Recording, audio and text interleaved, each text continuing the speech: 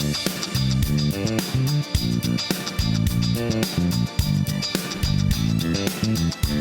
episode of the Better 2 podcast is brought to you by Kitty Mystic and DM Needham, author of My Days with the Dark Muse, as well as Love is Worth Waiting For.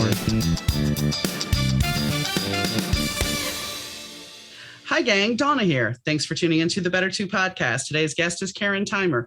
Karen and I talk about her journey at 50 years old, which was about 6 years ago, how life suddenly was upended and how she had to, even though she had been a cancer survivor and that was a really tough thing, at 50, she suddenly was getting a divorce, and how, in a way, she didn't realize it, but she manifested that on her wedding day. We talk about that, and we talk about how she changed her life and continues to change to this day. So enjoy. Hi, Karen. How are you doing today? I am doing fantastic. How are you, my friend? I'm doing good. It seems like today may be a better day, knock on wood, than the last time we attempted this when we had Zoom internet glitches where it was like every other word neither one of us could hear. So it would have been a fun-filled podcast for everyone listening. Not to mention us, but. So let's talk about 5 years ago, you were turning the big 50. I know that's a big deal because I hit the big 50 already and I'm past that. So I understand. So what was your experience as you were turning 50? What was going on in your life, and how did you, what did you end up doing that was making? What's my story? Yeah. What's your story about it? What's my story? Thank you, Donna, by the way, for having me on as your guest on your show today. And yes, we definitely have better reception than we did last time. So, so actually it's now 6 years ago. I have to now change my script now. But I was turning 50, and I remember thinking to myself, like, okay, I'm turning 50. And that's a big deal for a lot of people, right? It's like, oh, wow. Because we sit there and we go, wow, look at, where's my life right now?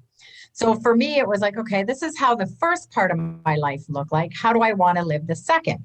And life has definitely thrown me some curveballs. I think I'm 12, 13 years as a cancer survivor. And when I turned 50, life threw me another curveball and I became single. And I was like, okay, so I guess this is how the next part of my life will look like, right? And it was a blessing. It was a blessing. And I'm very grateful him and I are still friends. So, which is great. So for me, my marriage ended and I thought, oh my God, what am I going to do? Like, how am I going to survive, right? By myself as a single income for one, right? So exactly, you get it. My husband passed away a year and a half ago, and I'm in a whole flux. So I totally understand where you're at. So go on, continue, please. And I'm sorry to hear, my friend. So for me, I was like, okay, what am I going to do? So one of the hats I wear, I'm a massage therapist, and I've been practicing for 15 years. It's a brick and mortar business. I love it because I love to help people, but I can only work so many hours in a day before my body breaks down, right?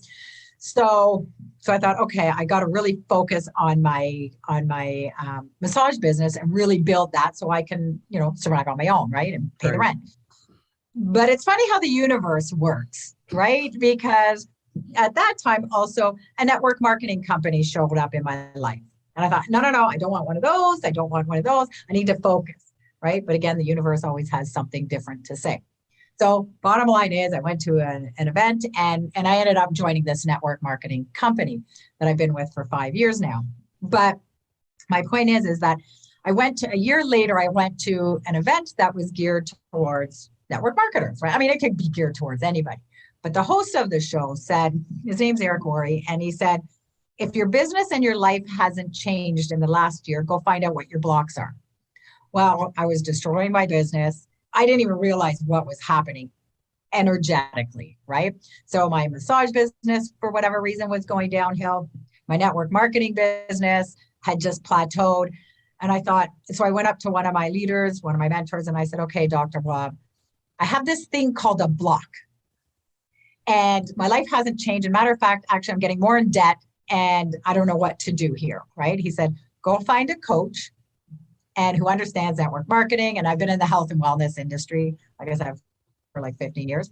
And go find find someone who understands health and wellness. So I did. I hired a coach. Oh my gosh. I had no idea how our mind works.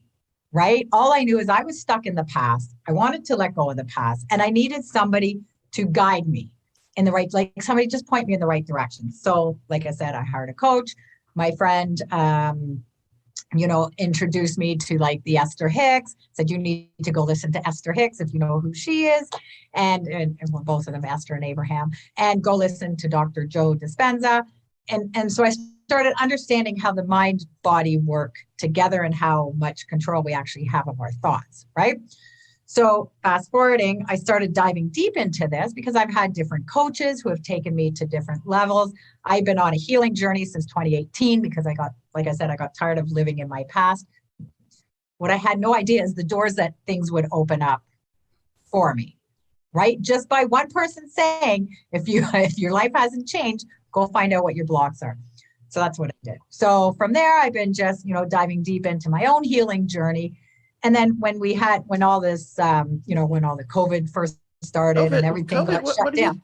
COVID? I don't know. So So they call it COVID. I call it George now because I'm so sick of the word. I'm kidding. It's just like COVID. No, what are you doing? I'm not. I don't know. What, there was chaos going on in this world. Let's just call it, I don't know, George. I don't know, something else, right? No, because there's some nice Georges out there. So anyway, so when the cuckoo-ness, we'll call it, when everybody shut down, obviously I had to shut down my business, my massage business.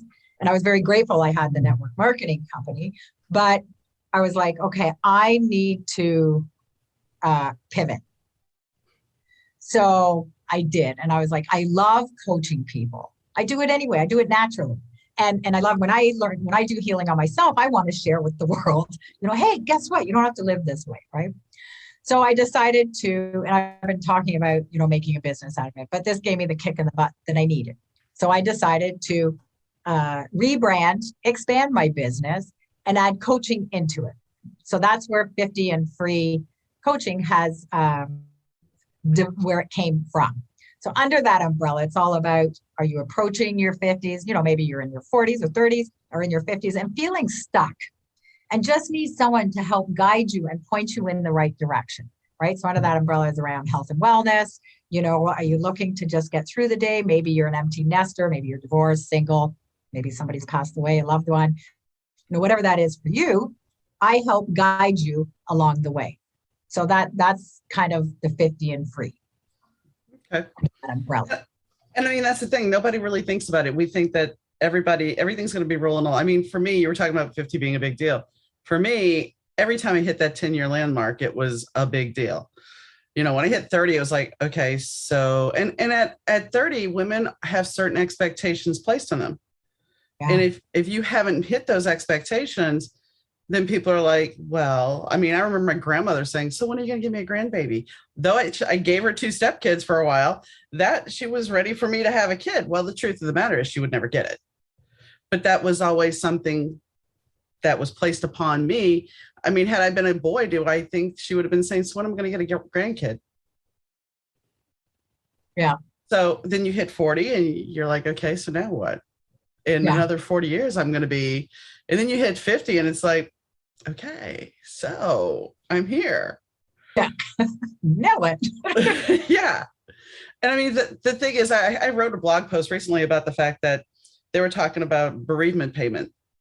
Mm-hmm. Like Google is willing to give, and I'm assuming that the person was working at Google still, they will give the spouse of the person half the pay rate, half their pay for 10 years, which is a blessing because no one ever thinks about how much we live paycheck to paycheck. And they were saying that COVID wiped out a lot of people's savings. So the fact of the matter is when you lose that other income, your reality slowly falls apart and you don't know. And that's where I'm at now. It's like, I've been in my house. My husband's been gone since June of 2020. And I'm to the point now, it's like, okay, now it's time to hit the ground because I have to sell the house. I can't afford to stay here anymore. Yeah. And that's a whole nother upheaval, just like going through a divorce. It's a whole upheaval because not only it's a matter of cleaning out the house, getting rid of the last stuff which there's a lot of stuff, but getting rid of the stuff that I don't need in my life. And so I'm in this purge and I openly admit, I talked about depression and anxiety, but I have woken up 4 nights in a row with panic attacks. Yeah. because the thing is now you're like, okay, even though I've moved across country and everything, you're sitting there going, all right, so where am I going to end up? Yeah. What's the next step? And your whole reality that you know it is about to get yanked. So it's a big upheaval and nobody really thinks about that. Yeah. And there's so much like I mean, one thing like we're guaranteed in life change day to day. Well, second to second, really, right? Mm-hmm. And it's hard, right? Because we just want everything to be a certain way. A lot of people can't deal with changes. There's a lot of things with change that I actually don't mind. And then there's some that it's like, well, I kind of like the way it was before, whatever that is, right? Yeah, yeah. But I know change is good. And sometimes, yeah, you got to go through our shit, basically, right? To move forward and then to evolve, right? It's like, okay, now universe. I do talk to the universe a lot, and I've played with it a little bit. It's kind of can be actually entertaining at times, but yeah, and then it's like, okay, now, all right, so now you got to find a place to live, and we have to go through these things, right? And then it's like, settle in. Okay, now what, right? Right. And I mean, like this, for me, it's come to the realization after 4 days of this, waking up this way and realizing by midday I'm okay. And then something in my subconscious is obviously triggered. But yesterday I sat there and I realized it's like, this isn't just about losing your husband. It's about the other traumas that you went through in your life. They're all coming up because they were all this massive upheaval. And now it's time to really look around and go, okay, I don't need this stuff anymore. I don't need that anymore. I don't need this past trauma anymore. I have to heal this. Yeah. And I think by the time we hit 50, going back to that big milestone, it's kind of like you're more comfortable with, okay, this was my crap and this is somebody else's. So Yeah. I don't need this. Yeah. There's so much to healing, and there's so much to, and again, it depends on what you believe in, right? Like we carry a lot of generational trauma too. Yeah. Right. I mean, anxiety, depression, whatever that is, right? Addiction, that kind of stuff. And it's just gone down from generation to generation to generation. But it takes somebody to go, okay, I'm done. Mm-hmm. I am going to break this cycle, and I'm going to go on a healing journey, and I'm going to go find and discover who I am, because I don't want to live this way. But it always starts with a decision, right? Of going, that's it. I am done. Yeah. Kaput, right? So yeah, it's good. Yeah, it's important to go on these healing. I mean, I think we're on this journey forever, right? Well, we have to keep evolving. And one thing you said, you were talking about focus. I read cards. So, what you're talking about doesn't. Oh, so cool. I read cards and I do an hourglass spread. And, as when a client sits down across from me, they're like, I have questions. And I usually sit there and go, you're not going to ask them until after we're done. And they're like, but no, because 9 times out of 10, they'll all be answered in the reading. Okay. Right. But the hourglass spread, and I've talked about this several times. The fact I do an hourglass spread is because there's a focal card in that when it goes down to the middle of the hourglass, there's one card that's a focus point, and then it goes out. And a prime example I always use is a client that I had who I was telling her about her kids. She was an older lady, and she was so invested in finding out. She's like, I don't want to know about my kids. I want to know about this man. And I'm giving you the abbreviated version. Her energy was really zapped and everything when I sat down with her. It just was weighing me down. Well, turns out, because she was just adamant, I'm like, I'll come back and read you whatever. Because she didn't find out about this man. There was no information in this reading whatsoever about this man she wanted to know about, just about her family. Fast forward 2 months, she dies.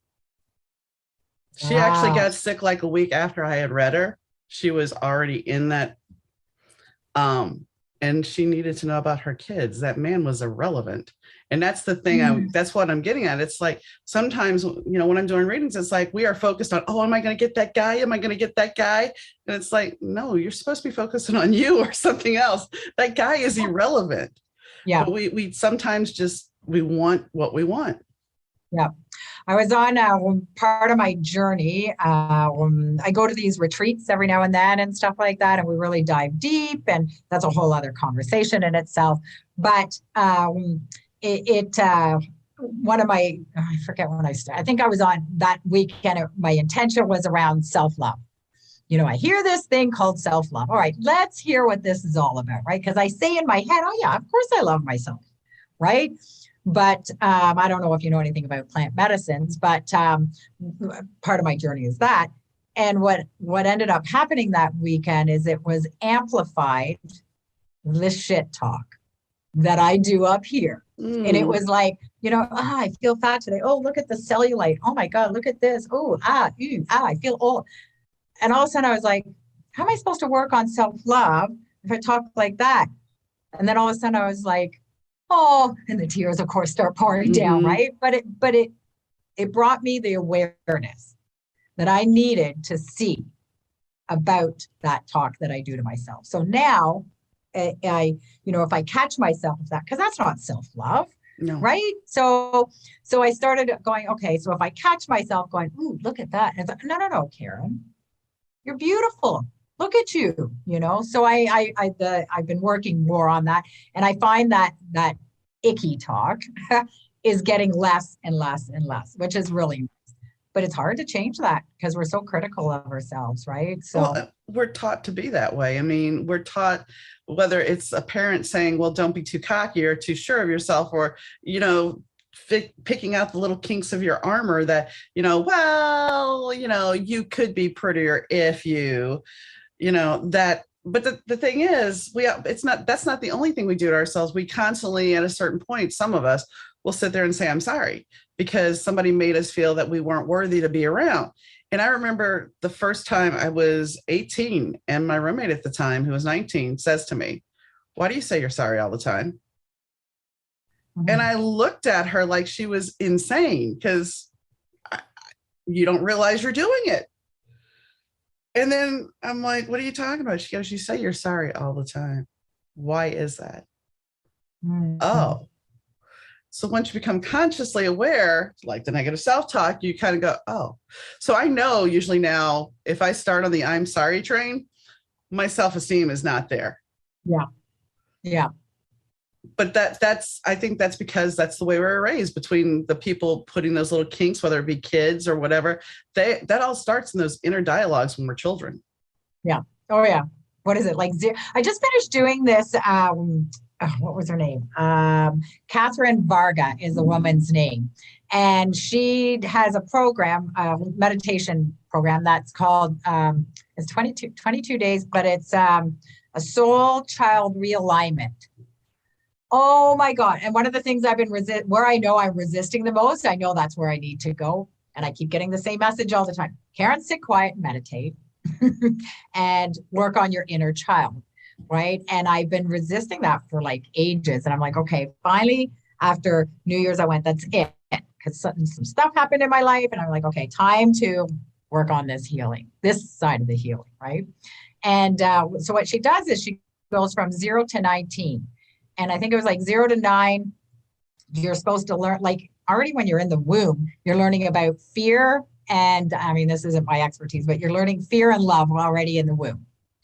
So many people are already, many babies are coming out and they're already living in fear. It's like, this isn't safe out here, right? Right. So then, and then what you're supposed to learn at each age, you're supposed to learn these skills. And then she gets into the teenage years. And then, so if you didn't learn those skills, and it doesn't matter which, like, you could come from the best family, the worst family, it doesn't matter. If you don't learn those skills, this is how it shows up in your life later. So there was some anger that came out I was amazed. I was like, oh, there's some anger coming out in me that I have to, now heal whatever that is. But it made sense to me, right? And it, Mm-hmm. it made sense. I'm like, oh, that's why, I didn't feel like I was enough. I didn't feel like I was searching for love. So I had all these boyfriends growing up and stuff like that. I was just, and they were not nice guys, right? Like I Right. went from abuse to addiction to all that kind of stuff. But I was just like, I just wanted to be loved because for whatever reason, I didn't feel like I got it at home. So now then it was like, okay, now I need to forgive myself and forgive those guys back in the day because they're just searching for the same thing, right? Like attracts like, right? As we know, right? So it's definitely been, I now have finished it. I know I still have to work on some forgiveness, the deeper stuff. And I'm like, I don't want to go there. But I know I have to. I know I have to, right? So I know it's important. I don't have to do anything. So it was really cool. And then she does sound healing and stuff like that, and brings your soul child back to you. And yeah, it was a big eye opener for me. Another one. I imagine so. I mean, for me, it's like I ran across, because I mean, yes, we have tons of stuff besides my husband's and mine. We have his parents, and you know, it's been a journey this past week because I found something that my mom had made me for my bedroom when I was a kid, and we don't have the best. She's gone now, but we don't have the best relationship. And for the first time, I actually got rid of it. I gave it to a thrift store, and one of my stepdaughters, I've had all of her school stuff since, when she was in kindergarten and stuff. And I went through, got rid of most of it, and kept some. And I ran across the box and I'm like, she doesn't want it. I asked her if she wanted it. She didn't want it. So why am I holding this for her if she doesn't want it? So I got rid of that too. It's like, so it's kind of like, dare I say, cutting off the things that don't serve me any longer. Yeah. And it's holding too much energy, right? Mhm. Like, it's like, this is a lot of energy that I'm hanging on to. And how are we to allow new things to come in if we don't purge out this other stuff? Right. I mean, Yeah. I'm not going to hang that plaque up anymore. It was fine when I hung it up in my kids' room, but Yeah. I'm not going to hang that up. So it can go on to somebody else. And if it goes to the trash, it goes to the trash. Yeah. But I sent it to a new home. Beautiful. And somebody else can enjoy it, right? Yeah. Yeah. So I look at it, I might not enjoy it anymore, but it might be somebody else's happy thing, right? Right. So Yeah. I mean, it's been a journey, and it's going to continue to be a journey. On that note, I got to take a commercial break. We'll be right back.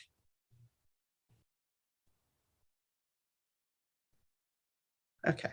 And we're back. So yes, commercial breaks are always fun, but it's the magic behind them later on in post that happens. Yeah. So, you had thyroid cancer. I have a thyroid condition. I have not had thyroid cancer, and I hope I don't have thyroid cancer. But how did that all come about for you? So I went back to school at 40 to become a massage therapist. I always say my past life. I was a dog groomer for 23 years. Okay.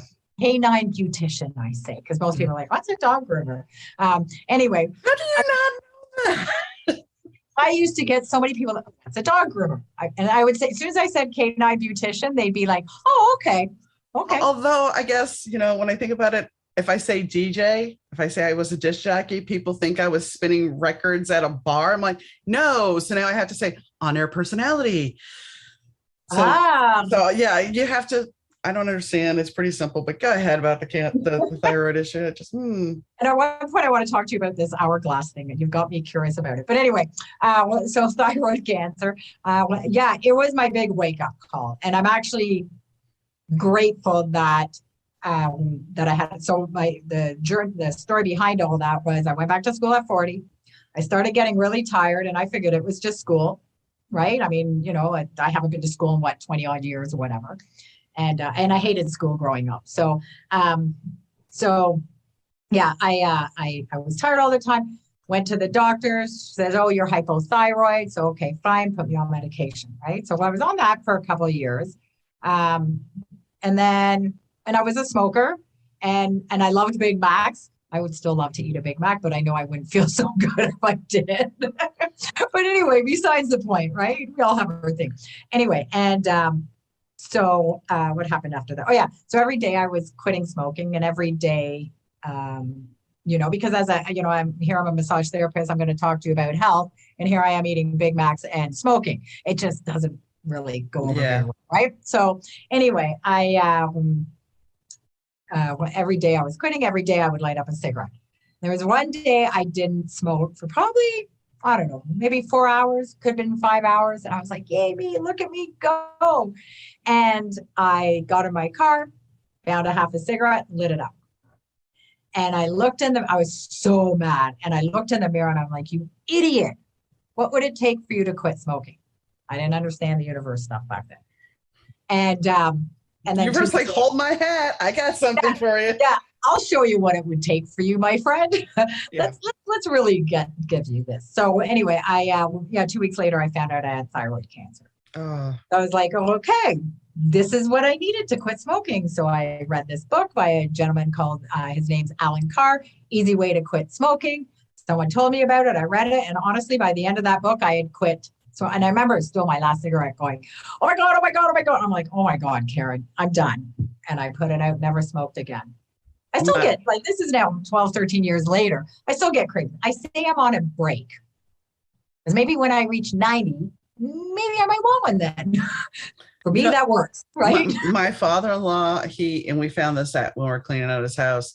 My husband always said that he swore up and down that if he was going to quit smoking, when he did, he's like, I have a half a pack here. If I decide I have to go back to smoking, I have to start with that pack. Oh my God, it would be stale. They were not in a Ziploc bag, nothing. They were just in a drawer. So Yeah, yeah, think about that. yeah, yeah, Doesn't yeah. seem That would be really appealing. disgusting. Right. And I mean, think about it. So if you're going to go back, and I mean, this would have been, so he quit in the 70s and he passed away in 2012. Okay. So you know how rank those cigarettes would be. Well, they'd be disgusting. Mhm. And they might Yeah, burn really quick too. yeah, they might. You never know. But it's funny because from there, I thought, okay, maybe I better start eating better. I mean, we know what's good for us and what's not, right? And but I was like, okay, maybe I should start learning more about nutrition. And there was a lady, I worked in a sports clinic, and there was a lady who came in and she was what they call a holistic nutritionist. And she said, she started talking about how these foods can heal your body. I mean, we learned a little bit in school, but not that much, right? So so she was teaching us about that and how it can help athletes and all this stuff, right? So I was like, huh. So I booked an appointment to see her. I also, I had my gallbladder out. I had the worst digestion, like my body was not in great shape. And I went and I booked a visit with her, and she started teaching me about nutrition and how it heals the body. And because I don't have a gallbladder, why are you not on digestive enzymes? The whole thing, right? I'm like, I don't know, because doctors didn't tell me this stuff, right? So I ended up actually going back to school. I think I was, I don't know, 43, 44, maybe 45, somewhere around there. I went back to school again, became a holistic nutritionist, and just started learning more. And then with the network marketing company, I'm partnered with some functional medicine practitioners. So I'm learning lots, right? So it's like, oh my God, there's so much more to the body. And then you tie in the emotions and how our cells hold on to memory. It's like, holy geez, right? And I just got this book called, is it the body talks, the body speaks, the body does something. Anyway, speaks a language, right? So, I mean, this is what I educate people anyway, right? So, yeah, I that's think the that's journey on that part. I think that's one thing that we need to retool in schools. And I know you're in Canada, correct? Yeah, I'm in Ontario. So I And mean, it's cold. oh, it's cold here. I'm not in sunny. I mean, it was sunny outside today, but it's 29 and it's going to be like, I think single digits tonight, and we may go negative next week again. We've had a very mild winter, I will say, knock on wood, because we've had before, I think it was like negative 20 with a wind chill of negative 45 Oh, outside of you're in New Chicago. York, right? Outside of Chicago. Oh, outside of Chicago. That's right. I Yeah. don't have New York in my head. I Very don't cool. know.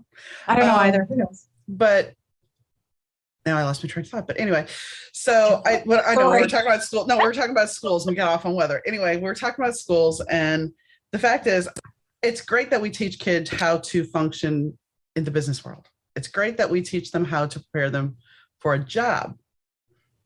What we don't teach them is how to really take care of themselves, how to take care of a life, how to reduce stress, how to, get out of an angry situation. We don't teach them what to properly cook. Yes, while you're saying McDonald's would be good, I remember we quit McDonald's, my hubby and I, and then we stopped one day because we were really hungry. And they don't taste the same. After you get away from it, it does not, it's disgusting when you go back. Sorry, McDonald's, but it's the truth. When you taste it after you've been away from it, it's like what you crave suddenly, like the cigarette, is like, This isn't so good. no.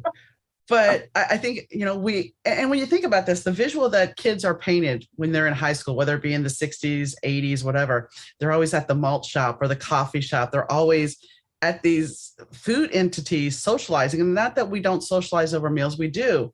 But should we make it where it's a little bit healthier? Yeah. Yeah. But I feel like things are turning around. Yeah. Because people are like, I think, East needs to become friends with West, right? The doctors and the naturopaths, they all need to work together because Yes. there's a time and a place for everything, right? And the function. Oh, look at your kitty in the back. Sorry. That's okay. Oh, That's Chloe. hi, Chloe. Say hi. Anyway, my cat does the same. But I think there's a time and a place for everything, and we do need to be more mindful of what we put in our body, right? And our body speaks a language, which is through pain and discomfort, right? But one thing I've learned is that it's amazing how, and this is where the old programming comes in, right? It's like, I don't have time to feel better. I got to keep going. I got to keep going. I got to grind myself to the ground. It's like, well, wait a minute. Right. So, and your body is screaming to you, whether it's through your digestion, through aches and pains, migraine, whatever that is. Right. So it's, yeah. Well, in the other half of this is when you look at, okay, so my grandmother grew up in the Depression. So my grandmother and I grew up in New Orleans. So we learned how, Monday staple was red beans and rice. Okay. While red beans and rice is awesome, I love red beans and rice. I make a mean red beans and rice. However, that's not the healthiest meal for you. Yeah. It's a cheap meal, but it's not really healthy. Yeah. So, that's the thing. And now with inflation going up the way it is, it's like you have to look at, so am I going to eat? How am I going to eat? Because healthy is expensive, but cheap is cheap. So how do you figure all that out and how do you navigate it? Yeah. And it's like, but eating healthy doesn't have to be complicated. And it really actually doesn't have to be expensive, right? Unless you're going organic, that's different, right? I mean, organic is crazy expensive, right? But or grass fed. Or grass fed, right? So, right, sometimes it's like just start somewhere, right? And it doesn't have to be complicated. It doesn't have to be crazy expensive. Because what's more expensive, being sick or eating healthy? True. Right? It's like people get to choose, right? It's like, sometimes it costs more to be sick and unhealthy than it does to, maybe eat some vegetables and protein, right? So, it's just, there's always a choice, right? I mean, don't get me wrong. I've been on a sugar kick lately and I'm like, where is this all coming from? It's like, just give me some chocolate, right? And that's my weakness, right? Or I'll go through phases and usually it's an emotional thing. But I'm like, what do I feel emotional about right now? Well, chocolate, gives you that feeling of love sometimes. So.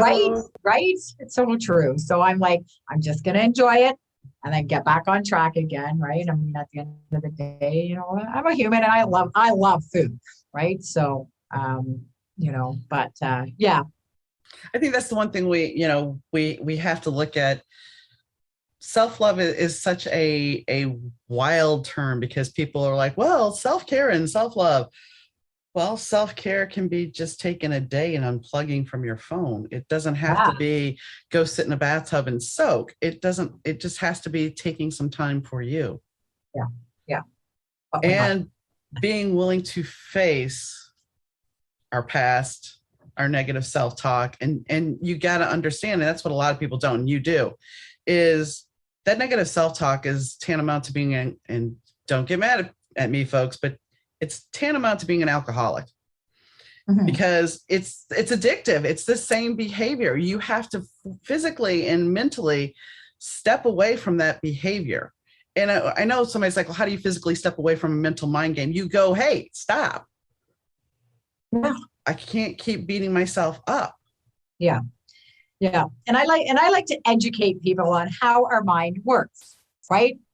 Put it this way, your ego is not your friend. So that's the part of your mind that's going, I'm not good enough. I'm an ass. I'm like this. I'm like that. I'm fat. I'm ugly. Whatever it is that your mind is saying, right? Oh my gosh, I have to do this. Blah, blah. That's your ego.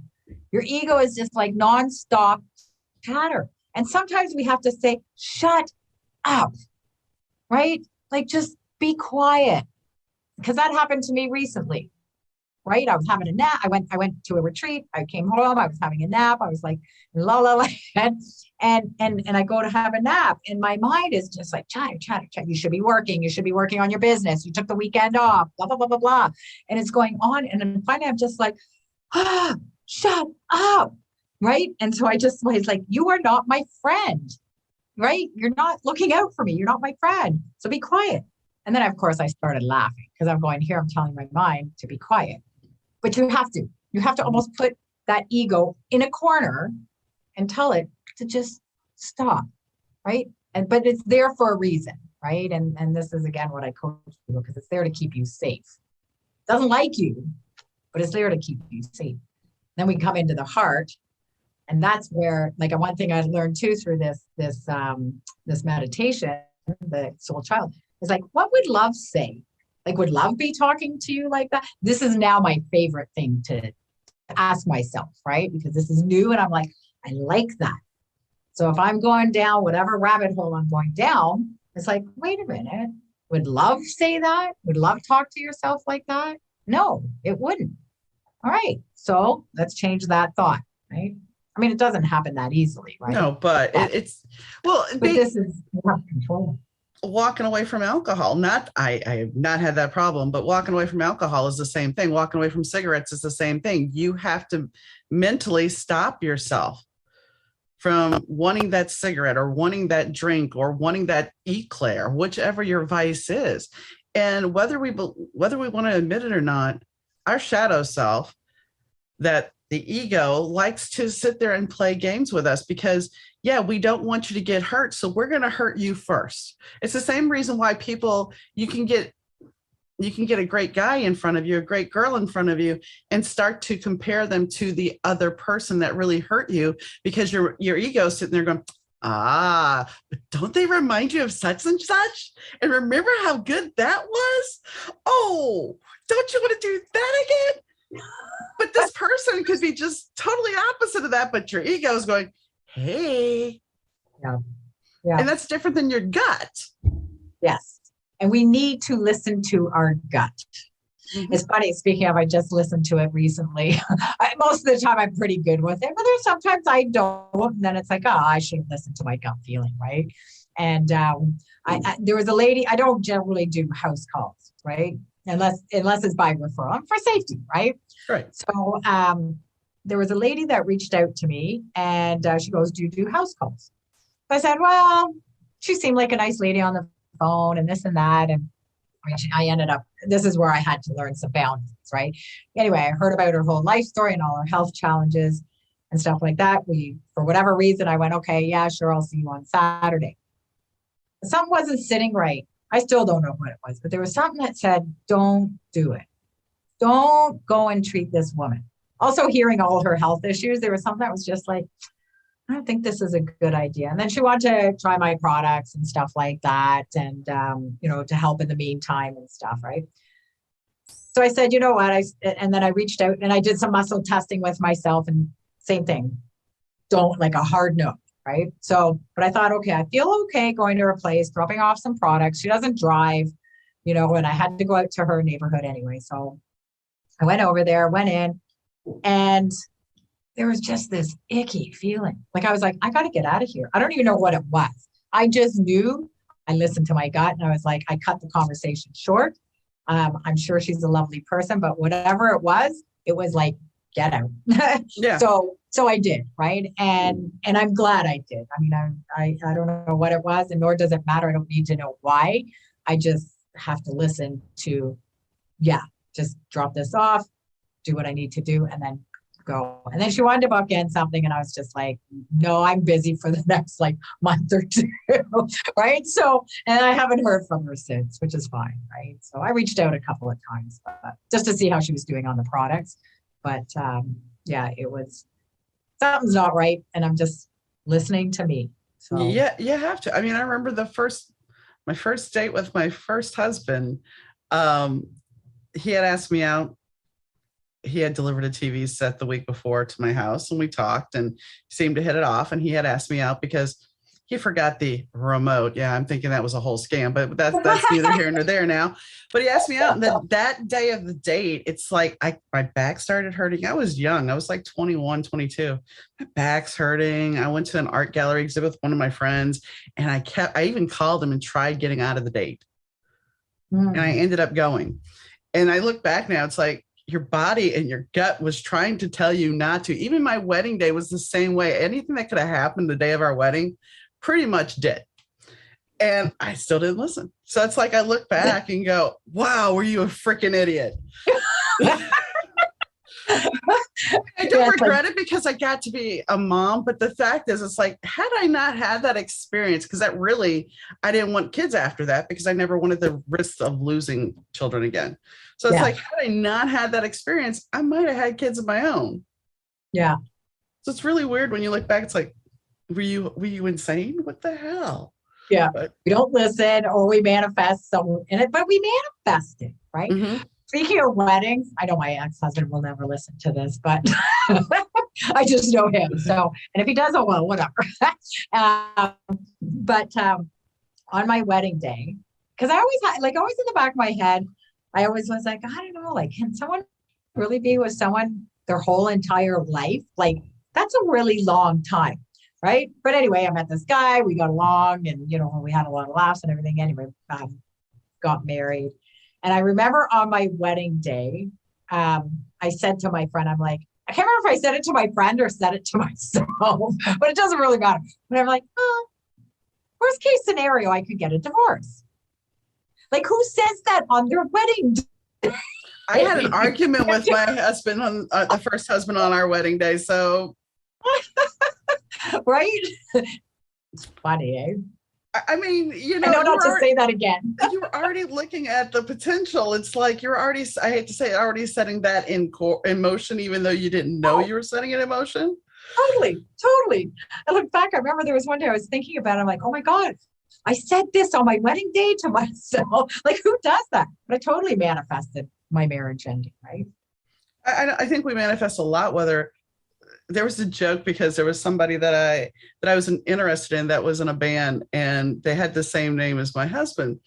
And I jokingly said to my friend, because they were like, well, what if he wasn't in a band? I'm like, I'd take him fat, bald, and broke.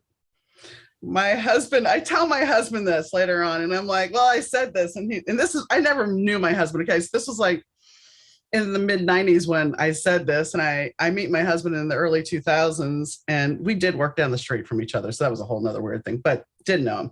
So early 2000s. So we're together now. We're not married yet. And I said to him, I said, yeah, I once said I'd take somebody fat, bald, and broke. And he's like, you got me. And I'm like, yeah, I did. Same name. There you go. So oh my God, I love it. You are hysterical, my friend. Thanks. But we manifest everything, and we really do. And then we mirror, like everybody mirrors us. That's a whole other. I was like, I remember learning about mirror. Do you know mirror work? I think so, a little bit. But back to real quick, my friends. Sorry. There's me going like this. No. My friends used to call me manifesting girl, and I mean, as an adult, they were calling me manifesting girl. And it's like after my husband died, though, it was kind of like I've lost my way to do that, but I'm sure I haven't. But it's one of those things where it's still like, okay. But anyway, mirror work. Let's talk. Yeah. Well, you did mention to me that our conversation would be all over the place, right? That's what. If you were sitting at a coffee shop, would it not be like that? Yeah, well, of course it would. but manifesting, yeah. I mean, we do manifest good, we manifest bad, but we manifest, that's for sure. Yeah, mirror work. That's something that I know, like how everybody, like if you're judging somebody, they're just mirroring you, right? Like we're judging ourselves, right? And if you don't like the way, whatever it is, right? And it's hard sometimes. But I remember listening to, and their lessons, right? And I remember listening to this woman, I think her name's Lisa Nichols. I don't know if you know who Lisa Nichols is, an inspirational speaker. And oh my God, she's amazing. And she talked about mirror work. But this type of mirror work was looking in the mirror and saying to yourself, like some people, they'll just stare at themselves. Try it. It is hard. Like you want to look away. You want to do this. There's ego trying to take you out. But one of the... I was going to say, when I was a little girl, my mom yelled at me because I would look in the mirror all the time because I wanted to see what everybody else saw. And she yelled at me about it. Yes. So go ahead. Yeah. So this woman, she spoke about, okay, like working out, I can never pronounce it, the hope and open, it's a Hawaiian meditation. So they say, and I probably might not get this in the right order, but it's okay. I think you start off, and it's 4 sayings. You say, I love you, thank you, I'm sorry, no, please forgive me, thank you, I'm sorry, I love you. Something along that line. Like there's 4 things that you say, and there's an order that you say it in. And then you say this over and over and over again, right? Because you're forgiving yourself, right? So the mirror work, she had, I think it was 3 things you say, and you come up with 7 different things. I'm probably not going to get it 100% right, but basically you're saying to yourself, Karen, I'm proud of you that, and you come up with 7 things. Karen, I forgive you that, for whatever it is. It can come from childhood, whatever it is. And you can say the same thing over and over again. And then I think the last part is Karen, I commit to you, whatever it is you want to commit to. I'm going to commit to being kind. I'm going to commit to, I don't know, maybe I'll do the dishes, whatever, right? Clean my house, fine, right? Whatever it is, right? And I started doing it, and then I was like, I don't want to do this anymore. And then that's me not wanting to do the work, right? So it's coming back up to me that it's time to go do it. So that's mirror work, right? It's really getting into that deep and telling your soul, or telling yourself and forgiving yourself, right? So that's where that's deep work. And she said, you'll know when you've actually let go and forgiven yourself when the tears start pouring out, which is probably why I'm avoiding doing it, because I'm like, I don't want to. Nobody wants to go. Yeah, nobody wants to go there. Well, it's like, but I know mirror work. You're talking about mirror work, and it's funny because I do a weekly intuitive podcast, and I read the cards, and I'm not paying. I'm just doing it, da da da. But when I have to edit it, when I go back and listen, it's like it feels like I am reading for myself, because I'm watching the video and it's like, no, I got it. Sorry, didn't pay attention earlier. Understand now. Yeah. It's like the whole thing. Cool. Readers can't read for themselves. Record yourself. You can read for yourself just fine, because then you're listening because you're giving a message to everybody. When you pull your own cards, you're just kind of like, oh yeah, okay, whatever. Yeah, it's so true. And I did another one where I'm like, okay, I'm going to sit down and I'm going to just stare. And I was like, which eye do I look into? Right? Which eye do I? And my friend said, look into your left. So, okay, fine. Maybe that's the heart side. I don't know. Sure. So I sat there and I just stared and stared. And I'm looking at my left eye. And this was the most trippiest thing ever. My face, and your viewers might go, who is this person? But it was weird. It was really weird. My face morphed. Okay. And then it went black, like just black. Ooh, and I was like, yeah. And I was like, is this like a shadow or something? I was like, this is and I couldn't stop staring at my face. And I'm going, it was starting to hurt my eyeballs, right? Because I was like, this is weird. And then I would stop. And then I'm like, okay, let's try it again tomorrow. I do the same thing. My face would just morph, and then it would just go black. So I was chatting with a friend of mine. She's a shaman. And I said, I don't know what this is about. She goes, because probably however many generations, this is probably like a past life thing. Right. So I was like, oh, okay. Maybe I was colored in a past life. Who knows? Right. So I was like, okay, that makes sense. But it was interesting because I tried to do it again and I didn't change color that time. So I was like, okay, I'll take it, right? Because I don't know what else to like. So it was very bizarre. But I know, again, it's like just get past that, because sitting quiet, you get messages. Right. I sit quiet long enough, so I haven't got there yet. I meditated 5 years ago, and my father-in-law tells me, my husband was still alive at that point, clean the house, declutter it, get it all ready. You need to do that because you're not going to have time in the future. And I was like, yeah, okay. I look back now and go, you idiot. You'd be sitting pretty right now had you listened, but no, you're like, oh no, I'll get it done. Oh yeah. Yeah.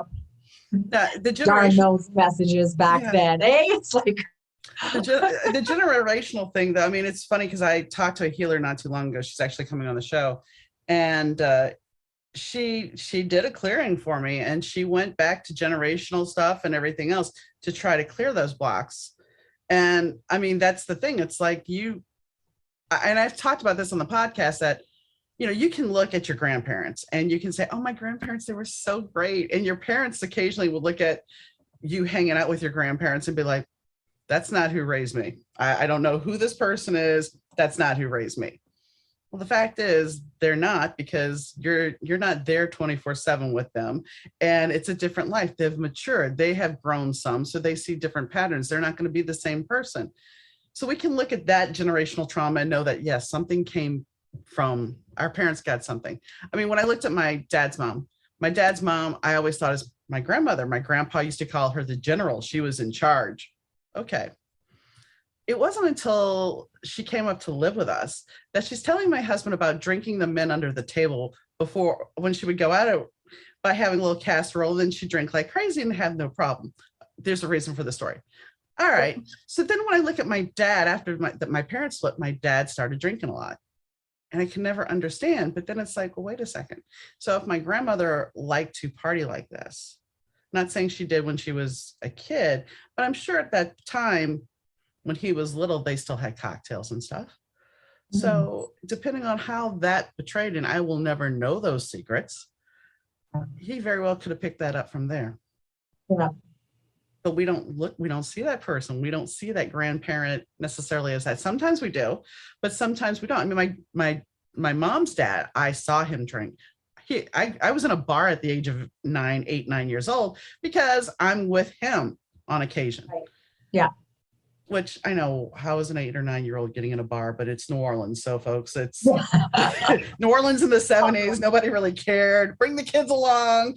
They can do it here too. Yeah. I mean, nowadays that would not happen, but back then it was an experience. That's right. Ride in the back of a pickup truck, no seatbelts or anything. Just ride the back. Oh gosh, awesome. I mean, you don't no, dare I say, no helicopter parenting back then. No. It's all good. It's all good. We survived. That's right. And you're here today and you're doing these podcasts and you're sharing it with the world. So there you go. Yeah. Yeah. Beautiful. So, where do you see yourself going with, your business? I mean, I know you're going to continue to grow it. So have you written a book? Are you planning on writing a book?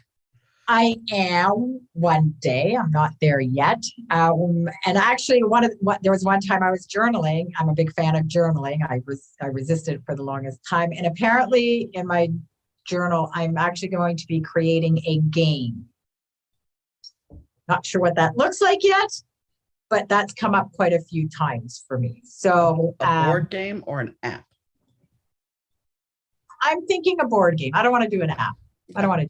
Or something. I don't know. I'm not 100% sure.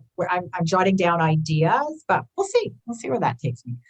But one of the things, like for me, I really want to teach people, especially right now, how to find joy again and find that freedom, whatever that looks like to that person, right? Because freedom can mean, so many different things to everybody, right? And so that's what I want to do. And I just finished becoming a laughter yoga teacher. No, I think I'm a leader. I forget what I'm considered. But anyway, I just finished doing a laughter yoga. I don't know if you've ever heard of it, but it's all about laughter on purpose.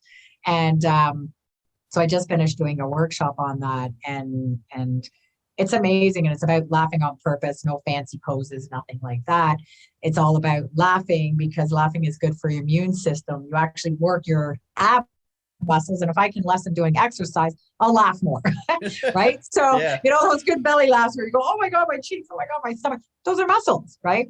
Mm-hmm. So, so I'm doing that. And I actually want to take a workshop on breath work. I call it the crazy breath work, but that's a whole other topic. But again, it's about, bringing joy back into people's lives. Well, we need that. Yeah. I mean, with everything still going on, that there's so much uncertainty. And I mean, there's always uncertainty in the world. I understand that, but whether you need a vaccine to go here, whether you need this to go there, what do you need? Are we going to have this food? How's inflation going to do? I mean, there's just a lot of chaos right now. Yeah. Yeah. So, and I think a lot of people are a lot of people are still really afraid, and it doesn't matter which side of the fence you sit on and stuff like that. But a lot of people are still afraid and of dying. But it's like people have to remember to live. We got to come back to let's come back to living, because we don't know when our time is up. We really don't. And it could be today, tomorrow, 50 years from now. I don't know. But come back, let's live for today. There was a line in a preview of Braveheart. I'm not even going to go with the movie itself because I've watched Braveheart, but the line is always what stood out to me. And that was, every man dies, but not every man truly lives. Yeah. And that's so very true, because I mean, we get so wrapped up in what we think we should have and where we think we should be that we forget how to live. Yeah. This whole thing has taught me to be present and, to live every day. I mean, I still, I mean, again, I'm human, right? And go through my own stuff, but it's really taught me to be present. It's teaching me patience. Oh my God, this has taught me a lot of patience. It's like, Jesus, can this thing be done now? Right. But, again, be patient. This is a journey. Things will balance out. I truly do believe things will balance out. And I do think things will get better. Right. So that's what I'm sticking to anyway. Yeah. There's hope. I believe there's hope, right? Because there's a lot of good stuff coming that's happening. So, well, it's, back to the universe talk, I was listening to a podcaster about the full moon in Leo that we just had. And it's like, the one big thing that we have is, and some people think this is all hooey, but I don't think you will. Yeah. The fact is that the full moon in Leo this past week was all about letting go of the past, getting rid of things, amping up our vibration, and that we can choose to stay and do absolutely nothing. And she said, I have clients that are like, I'm not doing that work. I'm not letting that go. And she says, well, I look at them and I said, okay, you can do it at a later date. It's going to be harder, or you can choose not to do it and just be stuck. But what's happening is we're all migrating to this place. And the scary thing about it is, as she kept calling it, is the unknown. And it was like, because that's where I'm kind of at personally in my own journey. It was just like, when she said that, it was like, okay, I get it. Because right now, yeah, there's a lot of the fear of the unknown, because starting back in 2020, we all had this expectation of, oh, I can go to a concert, I can go to the movie, I can go to dinner. I haven't been to a restaurant since I want to say beginning of 2020. Look at all the money you're saving. I still occasionally get soup at the Chinese takeout, okay. But it's one of those things where it's like, what expectation of life and we're missing all that contact that we used to have. Yeah. Yeah. And that's the scary thing. It's like, what happens as we get out? I mean, unfortunately, your name is Karen, so you have now had the bad rap. It's like you were saying, perfectly good Georges. There's perfectly good Karens, but now Karen has a rap. Apparently, but we'll get stuff done, I tell you. But I mean, it's like social decorum has gone out the window occasionally, because nobody knows how to deal with each other socially. And I know in a way that started before the pandemic ever did, because one of my stepdaughters was a substitute teacher for a while. She was trying to get into the school district, and then she was a substitute teacher. And this was in the late, like 2009, 2008. And she was telling me how kids didn't want to let go of their cell phones. She's like, they would talk to each other via text in the class. And she's like, look, we all need to communicate. She's like, they were mortified when I actually took their phones away and made them break into groups to actually sit down and talk to each other. But I think that's part of the reason, between now with, no social contact, and then we have cell phones and social media. So what is real, and how do we act when we don't have that instant gratification, or it's improper? Yeah. Yeah, there's a lot. And sometimes I find, like, what is real and what is not? The Matrix. Right? Exactly. And you get to create what's actually kind of cool, I think, is you can create your own reality. Yeah. Okay, there might be certain things that you can do and you can't do. Okay, yeah, that's just. No, there's certain things. I always look at, like, okay, quick example is, my husband was working a block away from me, 2 blocks away from me. Never saw each other. And then I went to take a class, and the teacher's like, you need to take my other class because there's somebody in there you have to meet, who ended up being his ex-girlfriend. Oh. So lo and behold, even though it had been years apart, he was on my timeline Mm. because she was Yeah. pushing me to meet her so I'd meet him. Yeah. Very So, I cool. mean, there's certain things I think, yes, there's fixed points, and then there's other points that aren't so fixed. Yeah. So, Yeah. Yeah, it's a journey. It's a journey. It really is. And it's like, what kind of journey do you want to be on? Right. right. So, and that again is part of what I do. What journey do you like? What do you want? Right. Half the time people don't even know what they want. They know what they don't want. I had a client, I'll tell you this quickly. I had a client who I just said to her, I said, if you could have what is it that you would like for 2020 or 2022, whatever. God, I don't want to go back in time. No, thank you. No. What would you like for 2022, right? Or what would be your perfect day? Money is not an issue. We live in a perfect world. Let's just pretend, right? And she goes, I don't know. And then all of a sudden she goes, oh, I'd go on a nice vacation, or I'd have a nice bath. I'd work on stuff. I don't know, whatever it was that she came up with. She came up with stuff, right? From going like, I have no idea to, okay, actually there are things, I want to work on myself now. 3 weeks later, she messages me. She goes, Karen, I need to get an ASAP for a massage. When's your first available? I've had a lot of trauma lately, blah, blah, blah, blah, blah. So anyway, she came in. As soon as she claimed that she wanted to work on herself, her and her husband got in a big fight and she kicked him out. Wow. And I'm like, well, the universe, let's clear that out. Yeah. Right? Like, I mean, there's more to the story, but it's like, and she's having the best time. And she's like, obviously she has her ups and downs, but she's working on herself and she wants to take a course and she's manifesting certain things in life. So it's, it's just, you can create whatever you want. Right. So, right. And that's the thing. The mind is a powerful thing. So you have to watch your thoughts and your words. Yeah. Please. So anyway. On that note, is there anything that we haven't talked about that you would like to talk about? Oh my God, I feel like you and I could probably talk for a really long time. You can always come back. I would love to, and I would love to have you. I have a podcast. Oh, okay. And its new name is called Freedom Starts Now. Okay. So that starts March. Okay. Oh my gosh, it's coming up soon. And I would love to have you on mine. So that's my new podcast. Stay tuned and you'll see it up on social media and on YouTube. But I have something that I'm doing every Friday called Freedom Fridays at 12 o'clock Eastern time, PM that is. I get some people that is like, is that AM?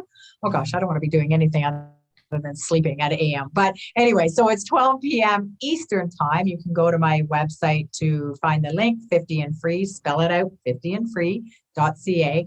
And Freedom Fridays is about doing breath work and doing this laughter yoga. And again, it's not about fancy poses, but come check it out. You'll have a lot of fun. And I usually do a little tip around something at the end. So yeah, it's a half an hour and it's free. Well, thank you for the info. I may end up doing that one day. And thanks for coming on the show and inviting me to yours. And thank you so much. This was, I really enjoyed that. And getting to know you. You're welcome.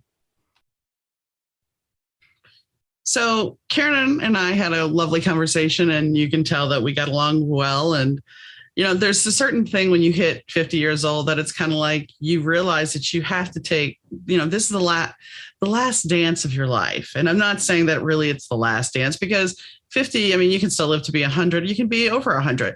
So you still have a large time frame, but there's certain things that happen to you after 50 that, just like being a teenager, are certain marks of your life and changing. In certain realms, you go from being a woman to being the crone because your body has now changed. But we didn't even get into that. We talked about the universe and manifesting. And I mean, let's talk about this, folks. I mean, how many times have you said something and had it, lo and behold, come out the exact same way? Really think about what you say. And I mean, I'm just as guilty. I admit that. And yes, I read cards and I intuitively get hits. But even for me, sometimes my ego will get in there and go, wait a second, you're not supposed to be doing that. Wait a second. Think about this. Because we don't want to believe that something is possible. Because if something is so true, if something you feel in your heart is so real, Why can't we accept it? Because, we're taught that things can never be that good, things won't last. But why can't they? Why can't they? So if you have something that you really want to go after, if you want to work on yourself, then you're going to work on yourself. You have to make that commitment. You have to be willing to say, this is it. This is what I want to do. This is how I want to live my life. And as I said, I'm on a new journey now, and that's a whole wild ride in itself. So if you're on a new journey, which I think kind of all of us are, because as we talked about with the virus, it's changed our lives. So even if we have the same jobs, we still operate differently. So with these changes, what other changes do you want to make in your life? What do you want? What do you see your future self? And as I talked about in the podcast, with this new moon or the full moon we just had, we had we're taking steps to walk into the unknown. And that's a very scary place because we don't know where we're going. But the truth of the matter is, even though sometimes we think we know where we're going exactly, it's not always there. So sometimes the thrill of the unknown or fear, however you choose, you have to be careful with, because if you're doing the thrill, that's the anticipation, the joy.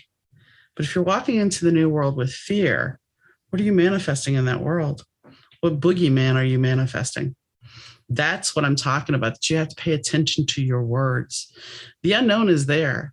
And truthfully, even if you manifest something, you're not going to be sure it's manifested until you were right there. And you have to be specific about what you manifest, i.e. my husband.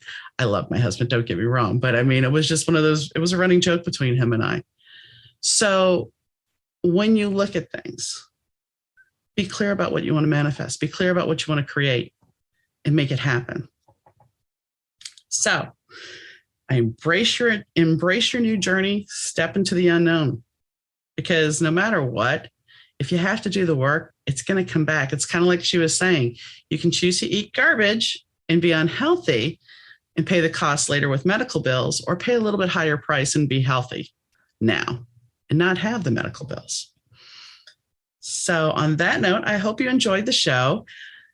If you want to be a guest on the podcast, or you have a question, comment, or concern, please email me at Donna, DAUNA, at better2podcast.com. That's Donna at better2podcast.com.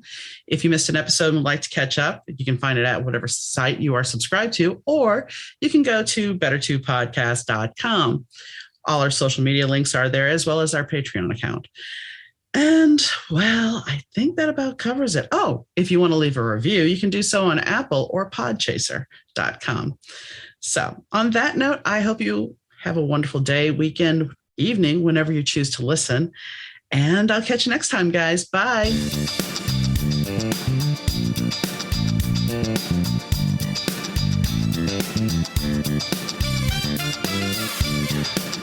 The Better 2 podcast is mixed, edited, and produced by Rich Zai of Third Ear Audio Productions.